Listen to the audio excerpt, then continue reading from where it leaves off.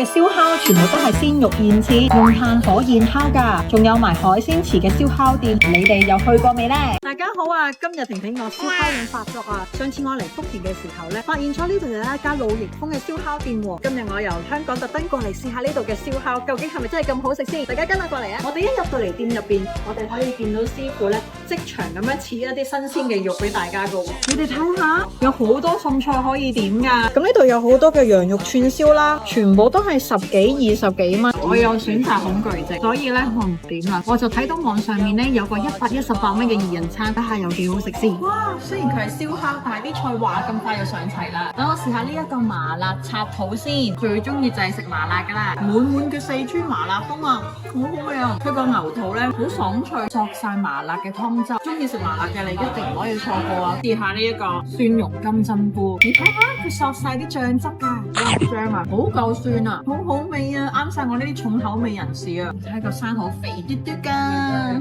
好鮮甜美味啊，一啲都唔腥。佢啲羊肉咧好焦脆喎，咬落去卜卜脆咁樣，同埋冇腥味噶。等我試下呢個牛肉串先，食落口咧就唔會太柴太韌咯。佢呢個韭菜咧好嫩好新鮮啊！食咗咁多肉，又食埋蔬菜啦，試下啲澱粉質嘢先。佢呢個套餐咧包埋呢個葱油餅嘅喎，佢嘅葱嘅份量咧都好足夠，味道好香口，煙煙韌韌咁樣，又唔會太油嘅喎。呢個涼拌青瓜，涼拌青瓜一般都係燒烤必備嘅。